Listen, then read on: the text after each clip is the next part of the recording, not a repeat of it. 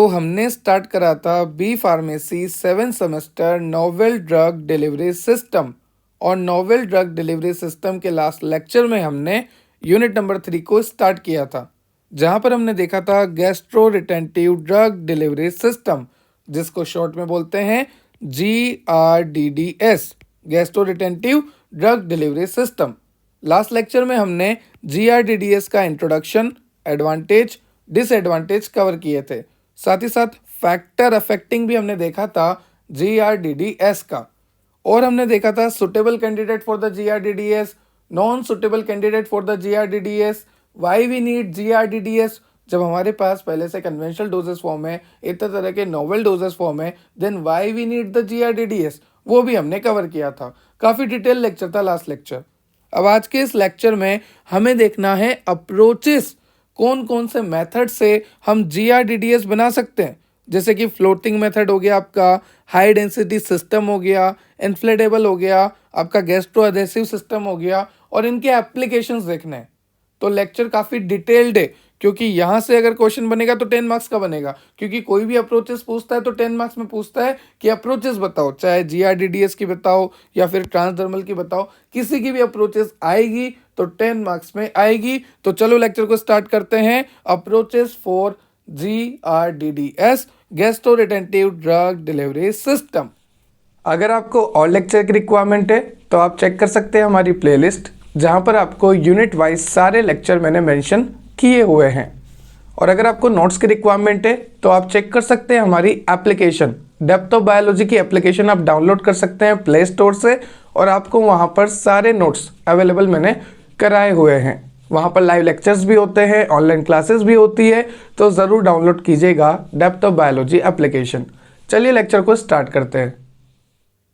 तो आज के इस लेक्चर में हमें देखना है वेरियस अप्रोचेस जिससे हम बना सकते हैं GRDDS को, gastro retentive drug delivery system को। तो अगर आपको GRDDS बनाना है तो आपको कई सारी बातों को ध्यान रखना होगा, जैसे कि जो भी आपका gastro retentive drug delivery system होगा, जो भी आपका कैप्सूल होगा, वो स्टमक को क्रॉस करके इंटेस्टाइन में नहीं जाना चाहिए, वो वहीं पे फ्लोट करता रहना चाहिए। लास्ट लेक्चर में हमने देखा था, जैसे मान लीजिए आपका स्टमक है, यहाँ पर आपका ये फ्लूइड प्रेजेंट है, तो आपका कैप्सूल यहाँ पर फ्लोट करता रहना चाहिए, वो यहाँ से क्रॉस होके आगे नहीं बढ़ना चाहिए। ठीक है, तो दो तरह की कंडीशन होती है, मैं आपको बताता हूँ। या तो आपका कैप्सूल जो है फ्लोट करता रहेगा इस तरह से, या फिर आपका कैप्सूल जो है इस तरह से सिंक हो जाएगा, डूब जाएगा। यहाँ पर एक होता है सिंकिंग सिस्टम, एक होता है फ्लोटिंग सिस्टम। GRDDS को बनाने के लिए दो तरह के सिस्टम होते हैं, एक होता है हाई डेंसिटी सिस्टम, एक होता है लो डेंसिटी सिस्टम। अगर आपने GRDDS लो डेंसिटी सिस्टम से बनाया है तो आपका जो कैप्सूल है वो फ्लोट करेगा, और अगर डेंसिटी आपकी कैप्सूल की ज़्यादा है तो वो सिंक हो जाएगा। तो ध्यान रखना, दो तरह से बनता है, high density, low density. High density में क्या होता है कि वो सिंक हो जाता है, और लो डेंसिटी में वो क्या करता है, फ्लोट करता रहता है। पर चाहे फ्लोट करता रहे, चाहे वो कैप्सूल सिंक हो जाए, दोनों का काम एक ही है कि ड्रग को धीरे धीरे रिलीज करना, systemic as well as local effect देना, और ये यहाँ पर फर्स्ट पास मेटाबॉलिज्म में तो जाएगा नहीं, साथ ही साथ ये स्टमक से आगे भी नहीं बढ़ना चाहिए, इंटेस्टाइन में भी नहीं जाना चाहिए। तो ये दो तरह से सिस्टम होते हैं, high density system, low density system. Low density वाला फ्लोट करता है, हाई वाला सिंक करता है, पर दोनों का काम एक ही है। और भी कई तरह के अप्रोचेस हैं जो कि मैंने आपको लास्ट लेक्चर में नाम बताए थे, जैसे RAFT system, raft system, bio adhesive system, high density जिसको मैंने अभी आपको बोला सिंकिंग सिस्टम, लो डेंसिटी, यहाँ पे आप देखिए बीचों बीच लो डेंसिटी जो कि फ्लोटिंग सिस्टम है। उसके बाद एक्सपेंडेबल सिस्टम होता है, सुपर पोरस हाइड्रोजेल सिस्टम होता है, और मैग्नेटिक सिस्टम होता है। कई तरह के सिस्टम है, ठीक है, जिनसे आप GRDDS बना सकते हैं। तो सबसे पहला है फ्लोटिंग ड्रग डिलीवरी सिस्टम, जिसको बोलेंगे FDDS। और जो फ्लोटिंग ड्रग डिलीवरी सिस्टम है, मतलब कि यहाँ पर आपका जो कैप्सूल है वो फ्लोट कर रहा है, और अगर वो फ्लोट कर रहा है इसका मतलब है कि ये जो सिस्टम है ये लो डेंसिटी सिस्टम है। तो ये जो फ्लोटिंग ड्रग डिलीवरी सिस्टम है, लो डेंसिटी सिस्टम है, ये फर्दर आगे क्लासीफाई है एफरवेसेंट, नॉन एफरवेसेंट और राफ्ट फॉर्मिंग सिस्टम। ये जो एफरवेसेंस सिस्टम है ये फर्दर क्लासिफाई है गैस जनरेटिंग सिस्टम और वोलेटाइल लिक्विड कंटेनिंग सिस्टम में। नोर एफरवेसेंट फर्दर क्लासिफाइड है single layer floating tablet, by layer floating tablet, alginate bits और होलो माइक्रोस्फेयर्स। तो जब कभी भी आपको फॉर्मुलेशन के लिए आता है, अप्रोचेस आती है, आपको एज इट इज़ ये फ्लो चार्ट बनाना है जहाँ पर आपको फ्लोटिंग ड्रग डिलीवरी सिस्टम और लो डेंसिटी सिस्टम में क्लासीफाई करना है राफ्ट, एफरवेसेंट, नॉन एफरवेसेंट। फिर आपको फर्दर एफरवेसेंट को भी क्लासीफाई करना है गैस जनरेटिंग। गैस जनरेटिंग में भी बहुत सारे हैं, single layer floating tablet, by layer floating tablet, multiple unit type pills, floating system with ion exchange resin. ठीक है, देखो यहाँ पर होता क्या है, मेनली हम समझ लेते हैं कि यहाँ पर होता क्या है एफरवेसेंट में, फिर अंदर तो सबका सिमिलर ही है, क्योंकि एक आइडियल क्या होता है वो हमें पता लग जाएगा। ठीक है, उससे पहले यहाँ पर आपको दे रखा है floating drug delivery system low density के बारे में, तो मैंने आपको पहले ही बता दिया कि ये इस तरह से फ्लोट करेगा, और ये फ्लोट तभी करेगा जब इसका बल्क डेंसिटी कम होगा गैस्ट्रिक फ्लूइड से। यहाँ पर मैंने साफ साफ लिखा हुआ है कि जो फ्लोटिंग ड्रग डिलीवरी सिस्टम है उसका बल्क डेंसिटी जो है कम होना चाहिए गैस्ट्रिक फ्लूइड से। अगर उसका बल्क डेंसिटी कम है तभी वो फ्लोट करेगा, अगर ज़्यादा होगा तो सिंक हो जाएगा, हाई डेंसिटी वाला केस हो जाएगा। यहाँ पर फॉर्मूला दे रखा है F buoyancy minus F gravity. देखो बायोन्सी तो ऊपर की तरफ लग रहा है क्योंकि वो फ्लोट करवा रहा है, ग्रेविटी नीचे की तरफ लग रहा है। ठीक है, कैप्सूल नीचे आना चाह रहा है ड्यू टू ग्रेविटी, बायोन्सी से ऊपर लेके जा रहा है। ठीक है, बायोन्स कर रहा है मतलब उसे फ्लोट करवा के रख रहा है।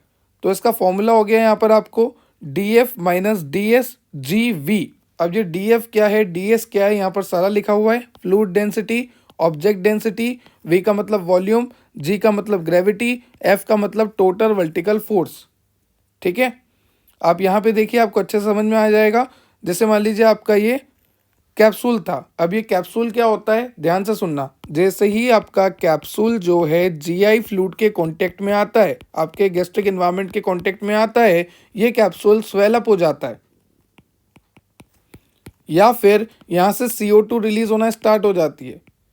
जैसा कि आप देख पा रहे हैं यहाँ पे ये CO2 रिलीज होना स्टार्ट हो गई है, जिसकी वजह से यहाँ पे बायोन्सी आ गई है, इसी की वजह से ये फ्लोट करता है। तो ध्यान रखना, या तो ये स्वेलअप हो जाएगा या फिर यहाँ से CO2 रिलीज होना स्टार्ट हो जाएगी, कार्बन डाइऑक्साइड रिलीज होने की वजह से ये बायोन्सी इसको मिल जाती है और ये फ्लोट करता रहता है। तो आप देख सकते हैं नीचे की तरफ ग्रेविटी लग रही है, ऊपर की तरफ बायोन्सी जा रही है। ठीक है, तो ये हमने क्या देखा, ये हमने देखा एक फ्लोटिंग लो डेंसिटी सिस्टम, अभी इसके बारे में देखा, जो ऊपर की हेडिंग है ना इसके बारे में देखा। अब उसके बाद एफरवेसेंट है, फिर नॉन एफरवेसेंट है। तो एफरवेसेंट में आपको क्या करना है, एक आइडियल आप याद रख लीजिए। देखो ध्यान से पढ़िए इसे, gas can be incorporated into the floating chamber. जो आपका फ्लोटिंग चैम्बर है ना, वहाँ पर गैस को फिल कर देना है by the volatilising an organic solvent such as ether, cyclopentane, जिसकी वजह से कार्बन डाइऑक्साइड या कार्बन मोनोऑक्साइड वहाँ पे फॉर्म हो जाएगी। सीधी सी बात है, आप ऐसा डोजेस फॉर्म बनाओ जिसमें आपको गैसेस को फिल करना है। वो जैसे ही कांटेक्ट में आएगा ना जीआईटी फ्लूइड के, तो वहाँ पर क्या होगा, गैस्ट्रिक एनवायरनमेंट के कांटेक्ट में आने से, जीआई फ्लूइड के कांटेक्ट में आने से वो स्वेल अप हो जाएगा, वहाँ से CO2 रिलीज होना स्टार्ट हो जाएगी। अब ये जो आपका एफरवेसेंट वाला सिस्टम है ये फर्दर 4 तरह से क्लासीफाई है। मैंने आपको फ्लो चार्ट में भी बताया था कि एफरवेसेंट वाला आपको 4 तरह से है। सबसे पहले हम गैस जनरेटिंग देख रहे हैं यहाँ पर 4 तरह से, सिंगल, बाइलेयर, मल्टीपल और आयन एक्सचेंज रेजिन। ठीक है, तो एफरवेसेंट का मतलब आपको पता है कि एफरवेसेंट का मतलब होता है CO2 रिलीज होगी, बबल्स का फॉर्मेशन होगा, जिसकी वजह से आपका कैप्सूल जो है फ्लोट करेगा। यहाँ पर आपको साफ साफ लिखा हुआ है गैस जनरेटिंग सिस्टम में क्या होता है, हम यहाँ पर यूटिलाइज करते हैं एफरवेसेंट रिएक्शन। एफरवेसेंट रिएक्शन की मदद से ही यहाँ पर बबल फॉर्मेशन होती है। अब ये एफरवेसेंट रिएक्शन किस किस के बीच में हो रही है, आपके कार्बोनेट या फिर बाइकार्बोनेट सॉल्ट होते हैं और सिट्रिक और टार्ट्रिक एसिड होता है। इन दोनों के बीच में जब रिएक्शन होती है इसकी वजह से CO2 रिलीज होता है। ये दोनों को ही हम हमारे कैप्सूल में यूज़ करते हैं, कार्बोनेट, बाइकार्बोनेट सॉल्ट और सिट्रिक और टार्ट्रिक एसिड, जिसकी वजह से यहाँ पे CO2 रिलीज होता है और CO2 रिलीज होने की वजह से आपका जो कैप्सूल है वो फ्लोट करता रहता है। देखो यहाँ पर लिखा हुआ है कि आप यहाँ पर पॉलीमर का यूज़ लेंगे और पॉलीमर जो है स्वेलेबल हो जाएंगे।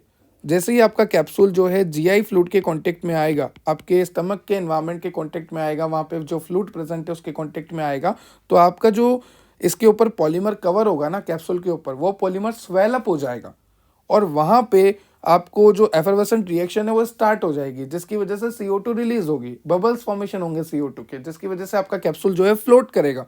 यहाँ पर भी आपको साफ साफ लिखा हुआ है with production of gas it rise up and float. Gas के प्रोडक्शन की वजह से वो उठेगा और फ्लोट करना स्टार्ट करने लग जाएगा। यहाँ पर आपको गैस जनरेटिंग 4 तरह से बता रखी है, single unit system, bilayer और we can say multilayer system. ठीक है, बहुत इजी है। सिंगल लेयर में क्या करना है, यहाँ पर एक ही में सब हो जाएगा। कैप्सूल को आप मिक्स कर दो एफरवेसेंट सब्सटेंस के साथ और फिर आपका फाइनल वो तैयार हो जाएगा। मतलब यहाँ पर कोई अलग अलग कंटेनर में आपने मिक्स नहीं किया, कैप्सूल को एफरवेसेंट सब्सटेंस के साथ आपने डायरेक्ट मिक्स कर दिया। बाई लेयर में क्या है, यहाँ पर अलग अलग करना है। देखो, further improvement can be made by coating the matrix with polymer. आपको जो कैप्सूल आपने बना लिया उसके बाद आपने क्या करा, उसको पॉलीमर से कवर कर दिया।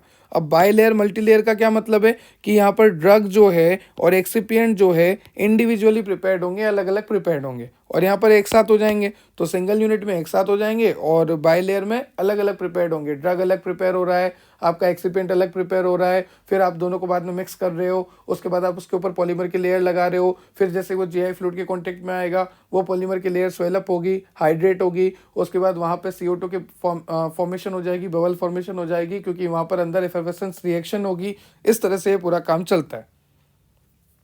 फिर मल्टीपल यूनिट है, यहाँ पर क्या है, एक इनर लेयर होगी, एक आउटर लेयर होगी। इनर लेयर में आपके एफरवेसेंट एजेंट रहेंगे और बाहर वाली लेयर पे आपके स्वेलेबल मेम्ब्रेन रहेगी पॉलीमर की। वही वाली बात है, वैसे ही फ्लोट होगा। देखो, ये पहले तो क्या हो गया, सिंक हो गया सबसे पहले स्टेप में। देखो, ये डूब गया, फिर यहाँ पे वाटर पेनिट्रेशन हुआ, फिर ये धीरे धीरे स्वेलअप हुआ, यहाँ पे CO2 का रिलीज हुआ और CO2 रिलीज होने की वजह से ये फ्लोट होना स्टार्ट हो गया। मतलब आके तो ये डूबेगा, फिर ये धीरे धीरे उठेगा क्योंकि ये GI फ्लूइड के कॉन्टेक्ट में आया, यहाँ पे CO2 का रिलीज हुआ, CO2 का फॉर्मेशन हुआ, उसकी वजह से ये फ्लोट करना स्टार्ट हो गया। और फ्लोट करना स्टार्ट होने के बाद ये यहाँ से ड्रग को डिफ्यूज करेगा at a constant rate for the local and the systemic effect. उसके बाद आपको दे रखा है आयन एक्सचेंज रेजिन। यहाँ पर क्या होता है, देखो मैंने शॉर्ट में यहाँ पे सारा अच्छे से समझा रखा है। ड्रग के साथ आपको रेजिन को जोड़ना है, ड्रग प्लस रेजिन, और ड्रग रेजिन के साथ जुड़ेगा तो ड्रग रेजिन का कॉम्प्लेक्स बनेगा। फर्दर आपको इसको इनकॉर्पोरेट करना है बाइकार्बोनेट आयन के साथ। सबसे पहले आपने ड्रग लिया, रेजिन के साथ जोड़ा, ड्रग रेजिन का कॉम्प्लेक्स बना। फर्दर आपको इसको क्या करना है, इनकॉर्पोरेट करना है, ऐड करना है, मतलब बाइकार्बोनेट। ठीक, फिर आपको इसको पॉलीमर से कोट कर देना है। ठीक है, ड्रग लिया, रेजिन लिया, ड्रग रेजिन का कॉम्प्लेक्स बना, फर्दर बाइकार्बोनेट के साथ इनकॉर्पोरेट किया और पॉलीमर से कवर कर दिया। अब जब ये कॉम्प्लेक्स आपका, जब ये आपका डोजेस फॉर्म गैस्ट्रिक इन्वायरमेंट के कांटेक्ट में आएगा, आपके स्टमक में जाएगा, तो स्टमक में क्या है, HCl कैसे टूटता है, H+Cl-। ठीक है, और आपने यहाँ पे क्या इनकॉर्पोरेट कर रखा था, SCO3 नेगेटिव। आपने आपके डोजेस फॉर्म में क्या डाल रखा था, SCO3 नेगेटिव। तो ये H+ जो कि एसिड हमारे स्टमक में है और ये CO3- जो कि हमारे डोजेस फॉर्म में है, दोनों रिएक्ट कर लेंगे और दोनों रिएक्ट करके यहाँ पर CO2 का जनरेशन करेंगे। और as you know very well, जैसे CO2 बनेगी ये फ्लोट होना स्टार्ट हो जाएगा। तो यहाँ पे लिखा है, देखो मैंने अलग से, when this system are come in contact with gastric environment, H+ and CO3 react and CO2 release inside the device and system float. उसके बाद है आपका वोलेटाइल लिक्विड वाला। अब क्या आ गया है, वोलेटाइल लिक्विड वाला। देखो मैं आपको एक बार फ्लो चार्ट दिखा देता हूँ वोलेटाइल लिक्विड के लिए। आप यहाँ पे देख सकते हैं, अभी हमने गैस जनरेटिंग सिस्टम में सिंगल, बाई लेयर, मल्टीपल और फ्लोटिंग सिस्टम, मतलब ये आयन एक्सचेंज वाला कंप्लीट किया। अब ये वोलेटाइल लिक्विड वाला आ गया है, तो इसको आप देख लीजिए, ज़्यादा कुछ खास तो है नहीं इसमें। फिर भी देखो यहाँ पे क्या होता है कि this type of system consist of 2 chamber. यहाँ पे 2 चैम्बर होते हैं। ठीक है, एक में ड्रग है, एक में आपका वोलेटाइल लिक्विड है। The first chamber contain the drug and the second chamber contain the volatile liquid. ठीक है, सीधी सी बात है। द डिवाइस इन्फ्लेट, मतलब कि filled with gas and the drug is continuously released. देखो डिवाइस में क्या है, गैस फिल हो जाएगी, CO2 फिल हो जाएगी और धीरे धीरे वहाँ से ड्रग रिलीज होता रहेगा। वही वाला सिस्टम है यहाँ पे। उसके बाद आपको यहाँ पर दे रखा है कि जो आपका इन्फ्लेटेबल चैम्बर होता है ना, यहाँ पर जो आपका इन्फ्लेटेबल चैम्बर है जो कि गैस से फिल होता है। अब ऐसा क्या होता है कि ये गैस से फिल हो जाता है, तो ध्यान से सुनो। यहाँ पर जो इन्फ्लेटेबल चैम्बर होता है वहाँ पर हम लिक्विड को फिल करके भेजते हैं। जैसे मान लीजिए आपका कैप्सूल है, यहाँ पर हमने लिक्विड को फिल करके भेजा। ठीक है, लिक्विड को फिल करके भेजा। अब ये लिक्विड हमारे बॉडी में जाएगा, हमारे स्टमक में जाएगा, तो बॉडी टेम्परेचर पे ये लिक्विड जो है गैसीफाई हो जाता है, और अगर वहाँ पे गैस बन जाएगी तो वो फ्लोट करेगा, सीधी सी बात है। तो जो भी हम लिक्विड डाल रहे हैं, आइदर ईथर आइदर साइक्लोपेंटेन, वो गैसीफाई हो जाता है हमारे बॉडी टेम्परेचर पे, जिसकी वजह से वो फूल जाता है हमारा कैप्सूल, और अगर हमारा कैप्सूल फूल गया तो वो फ्लोट करेगा। तो ये तो सारे लो डेंसिटी वाली बात हो गई। फिर हाई डेंसिटी सिस्टम भी होता है, जहाँ पर इस तरह से ये सिंक हो जाता है। मैंने आपको बोला ना कि हाई डेंसिटी में सिंक हो जाता है, आप देख सकते हैं ये इस तरह से, मैं इसको हाईलाइट कर देता हूँ, इस तरह से ये सिंक हो जाता है, ठीक है। When the patient take high density pellet, they sink to the bottom of the stomach where they become entrapped in the folds of the antrum and withstand the peristaltic wave of the stomach wall। कितना ही ज्यादा contraction आ जाए वो वहीं पे बना रहेगा, ये कहने का मतलब है, और ड्रग रिलीज करता रहेगा, ठीक। यहाँ पर आपको लिखा है कि barium sulphate, zinc oxide, iron powder and titanium dioxide are example of excipient which are used in the high density system. उसके बाद है नॉन एफरवेसेंट। अब नॉन एफरवेसेंट में क्या होता है, देखो एफरवेसेंट में तो अभी तक हम गा रहे हैं एक ही कहानी, CO2 रिलीज हो रही है, CO2 रिलीज हो रही है, CO2 के बबल फॉर्म हो रहे हैं। बट नॉन एफरवेसेंट में क्या होता है, ध्यान से सुनो। जैसे ही आपका डोजेस फॉर्म, ये रहा हमारा डोजेस फॉर्म, हम यहाँ पे खड़े हैं, हमने डोजेस फॉर्म लिया, तो जैसे ही आपका डोजेस फॉर्म GI फ्लूइड मतलब गैस्ट्रिक इन्वायरमेंट के फ्लूइड के कॉन्टेक्ट में आएगा, तो वहां पर इस तरह से एक थिक लेयर बन जाएगी। ये थिक लेयर कैसे बनी, हमारा जो डोजेस फॉर्म था, जैसे वो GI फ्लूइड के कांटेक्ट में आया, उसका हो गया हाइड्रेशन। वहां पर जो पॉलीमर की लेयर थी उसका क्या हो गया, हाइड्रेशन हो गया, उसने पानी को एब्जॉर्ब कर लिया, और एब्जॉर्ब करने के बाद वो स्वेल अप हो गया, और वहां पर एक तरह की जेलेटिनियस बैरियर बन गया। ये जिलेटिन का बना है, जेलेटिनियस बैरियर बन चुका है। अब यहां से ड्रग बाहर नहीं जा पाएगी, जो अंदर ये ड्रग है ना, ये बाहर नहीं जा पाएगी, और बाहर का कोई भी फ्लूइड अंदर नहीं आ पाएगा।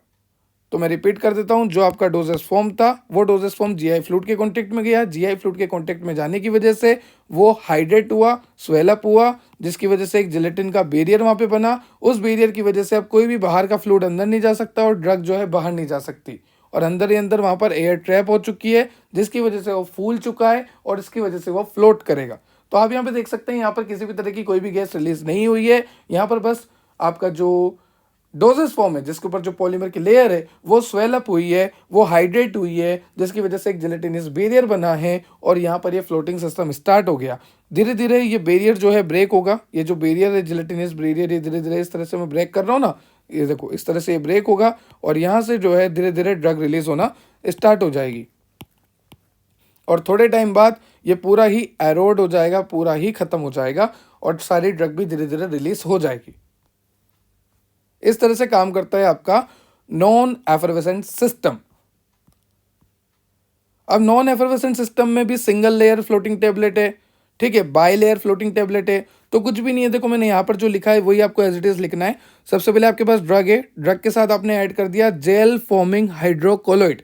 हाइड्रोकोलोइड जैसे आपका sodium carboxy methyl cellulose, hydroxy propyl cellulose, hydroxy ethyl cellulose, ठीक है, वो वाले हाइड्रोकोलोइड्स। तो ड्रग और जेल फॉर्मिंग हाइड्रोकोलोइड आपने ऐड कर दिए, तो जैसे ये कॉम्बिनेशन आपके GI फ्लूइड के कांटेक्ट में आएगा, ये स्वेलअप होगा।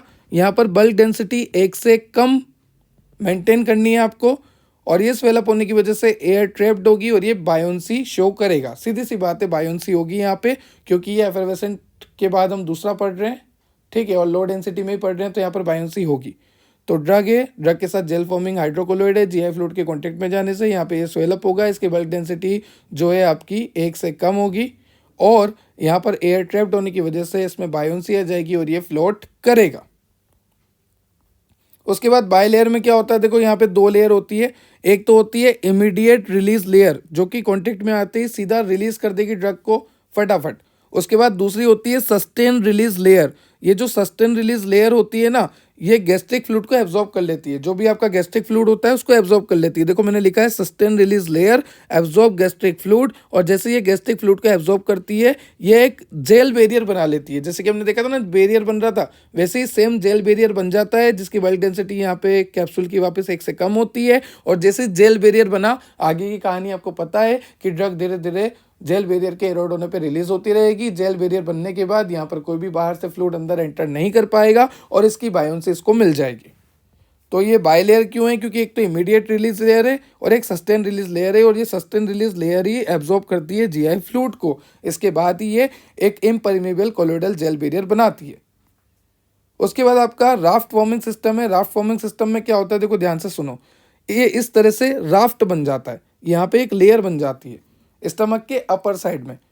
कैसे बनती है वो देखो। सबसे पहले आपने जो भी आपका डोजेस फॉर्म है, राफ्ट फॉर्मिंग सिस्टम है, आपने वो लिया, वो जीआई फ्लूइड के कांटेक्ट में आया। जैसे आपके स्टमक में कांटेक्ट में आया, एचसीएल के कांटेक्ट में आया, जीआई फ्लूइड के कांटेक्ट में आया, वहाँ पर वही विस्कस कोहेसिव जेल बना, और जेल बनने की वजह से एक लेयर वहाँ पे फॉर्म हुई, और इस लेयर को हम कह रहे हैं राफ्ट। ये जो स्टमक में, ये जो आपका स्टमक है, यहाँ पर ये जो आपका फ्लूइड है, और यहाँ पर ये जो लेयर फॉर्म हो रही है, इसको हम कह रहे हैं राफ्ट। और ये लेयर क्यों फॉर्म हो रही है? ये एक विस्कस जेल लेयर है, जो कि आपके डोजेस फॉर्म जब जीआई फ्लूइड के कांटेक्ट में आता है तो वहाँ पर एक विस्कस जेल बैरियर बनता है, एक लेयर बनती है। उसी लेयर को यहाँ पर हम कह रहे हैं राफ्ट। एक कंटिन्यूस लेयर है जिसको हम कह रहे हैं राफ्ट। ठीक है। उसके बाद एक्सपेंडेबल सिस्टम होता है। यहाँ पर आपका जो ड्रग का साइज है वो एक्सपेंड हो जाता है। नॉर्मल जो आप ड्रग लेते हैं ना, बाद में जब जीआई फ्लूइड के कांटेक्ट में आता है तो वो अपने साइज को एक्सपांड कर लेता है। देखो यहाँ पर आपको और अच्छे से समझ में आएगा, मैंने लिखा हुआ है कैप्सूल इन कंप्रेस फॉर्म। आपने जो कैप्सूल लिया वो किस फॉर्म में लिया? कंप्रेस्ड फॉर्म में लिया। जैसे ही वो जीआई फ्लूइड के कांटेक्ट में आया, यहाँ पर मैं सर्कल कर देता हूँ, जीआई फ्लूइड के जैसे ही वो कांटेक्ट में आया, वो एक्सटेंड हो गया स्टमक में। और अगर वो स्टमक में जाके जीआई फ्लूइड के कांटेक्ट में जाके एक्सटेंड हो जाता है, उसकी साइज बढ़ा लेता है, तो now it further prevent there passes through pylorus. सीधी सी बात है, ये आपका स्टमक है, ठीक है। ये आपने कोई कैप्सूल लिया छोटी साइज का, पर ये कैप्सूल जो है आपके जीआईटी में जो फ्लूइड है उसके प्रेजेंस में, कांटेक्ट में, ये कैप्सूल का साइज आपका बढ़ गया। इस तरह से बढ़ गया, यहाँ पे आप देख सकते हैं बढ़ गया। तो क्या ये आगे निकल सकता है? नहीं निकल सकता। तो ये यहीं से ड्रग रिलीज करता रहेगा, लोकल और सिस्टमिक इफेक्ट देता रहेगा, और हमें यही तो चाहिए था कि वो वहां पर फ्लोट करता रहे, स्टमक में ही बना रहे। तो ये भी एक मेथड होता है। यहाँ पर मैंने लिखा है शुरू में कैप्सूल कंप्रेस फॉर्म में था, जीआई फ्लूइड के कॉन्टेक्ट में आया, स्टमक में ही वो एक्सटेंड हो गया। Now it further prevent there passes through pylorus. The doses form is more retain in stomach for a long period of time. बना रहेगा वहां पर और ड्रग को रिलीज करता रहेगा, करता रहेगा, करता रहेगा। आप देख सकते हैं नॉर्मल से एक्सपेंड हो गया, और एक्सपेंड होने के बाद वो ड्रग रिलीज करता रहेगा, करता रहेगा, करता रहेगा। फिर आता है आपका बायो अधेसिव और म्यूको अधेसिव। यहाँ पर क्या होता है, जैसे मान लीजिए आपका स्टमक है, स्टमक में आपका एचसीएल है, ठीक है। जो भी आप डोजेस फॉर्म ले रहे हो ना, जो भी आप कैप्सूल ले रहे हो, वो यहाँ आके स्टिक हो जाता है। मैं आपको पढ़ के सुना देता हूँ। Bio adhesive polymer used which adhere to epithelial surface. यहाँ पर हम क्या करते हैं, यहाँ पर हम बायो अधेसिव पॉलीमर का यूज लेते हैं। जैसे मान लीजिए इसके ऊपर मैंने ये बायो अधेसिव पॉलीमर लगा दिया, तो ये जो बायो अधेसिव पॉलीमर है ना, ये यहाँ जाके स्टिक हो जाएगा, चिपक जाएगा एपिथेलियल सरफेस से। हमारे स्टमक की जो एपिथेलियल सरफेस है ना, उससे जाके ये चिपक जाएगा। और अगर ये स्टमक की एपिथेलियल सरफेस से चिपक गया तो ये आगे बढ़ेगा ही नहीं, बढ़ेगा ही नहीं, तो स्टमक में रह गया, स्टमक में रह गया तो हो गया ना आपका काम। ठीक है।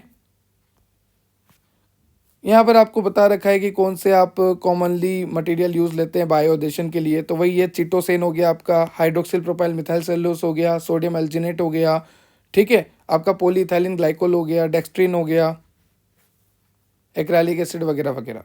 फिर आता है एक मैग्नेटिक सिस्टम। यहाँ पर आप क्या करते हैं, एक इंटरनल मैग्नेट प्लेस करते हैं, और आपका जो डोजेस फॉर्म है ना, उसमें भी मैग्नेट प्लेस करते हैं। जब आप डोजेस फॉर्म में मैग्नेट दोगे और एक इंटरनल मैग्नेट आपने पहले से प्लेस कर रखा, तो मैग्नेट से मैग्नेट अट्रैक्ट, और ये यहीं पे चिपका रहेगा, यहीं पे बना रहेगा, आगे कॉन्ट्रेक्शन से ये जाएगा नहीं, और हो गया आपका काम। स्टमक में ही तो रखना है।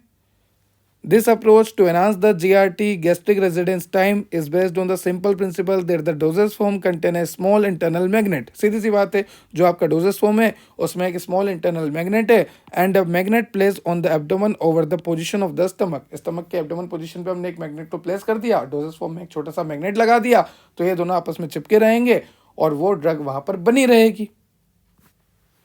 उसके बाद ये कुछ मार्केटेड प्रोडक्ट्स हैं, ठीक है, ये ब्रांड नेम है, ये डिलीवरी सिस्टम है, ये डोज है, ये कंपनी का नाम है, तो एक दो नाम याद रख लो, ज़्यादा कुछ देखने की ज़रूरत नहीं है। ये वैल्यूएशन पैरामीटर है कि अगर आपका डोजेस फॉर्म तैयार है तो आप कैसे टेस्ट करोगे, पहले कैसे टेस्ट करोगे, बाद में कैसे टेस्ट करोगे। कुछ होते हैं प्री कंप्रेशन टेस्ट, कुछ होते हैं पोस्ट कंप्रेशन टेस्ट। प्री में आता है size, shape, particle size, density, specific gravity, flow property. Post में आता है thickness, diameter, hardness, friability, weight variation, floating time, content uniformity, dissolution और म्यूको एडेसिव टेस्ट। तो ये था आज का आपका लेक्चर, जहाँ पर हमने डिटेल स्टडी करी है, बिल्कुल डिटेल स्टडी करी है कि किस तरह से आप GRDDS बना सकते हो। तरह तरह के मेथड्स हमने देखे हैं। आई होप आपको लेक्चर क्लियर हुआ होगा। अगर आपको लेक्चर से रिलेटेड कोई भी डाउट है तो आप कमेंट सेक्शन में कमेंट कर सकते हैं। ये नोट्स आपको डेप्थ बायोलॉजी एप्लीकेशन पे मिल जाएंगे। डेप्थ बायोलॉजी एप्लीकेशन आप डाउनलोड कर सकते हैं प्ले स्टोर से। एप्पल यूज़र भी डेप्थ बायोलॉजी एप्लीकेशन को डाउनलोड कर सकते हैं। एप्पल यूज़र ऐप स्टोर पे जाइए, वहाँ पर वो डाउनलोड कीजिए माई इंस्टीट्यूट एप्लीकेशन। जैसे वो माई इंस्टीट्यूट एप्लीकेशन को डाउनलोड करेंगे, आप मोबाइल नंबर से लॉगिन कीजिए। लॉगिन करते टाइम आपको ORG कोड रिक्वायर्ड होगा, वहाँ पर आप लिखिए MULNO, ताकि आप डेप्थ बायोलॉजी एप्लीकेशन का एक्सेस ले सकें।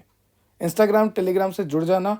इंस्टाग्राम पे मीम आते हैं, टेलीग्राम पे अपडेट आती है, टेलीग्राम पे पोल आते हैं, MCQ आते हैं। तो इंस्टाग्राम और टेलीग्राम से आप जुड़ जाना, दोनों की लिंक डिस्क्रिप्शन में है। Subscribe and share for more. Jai Shri Ram. Have a nice day. Thank you.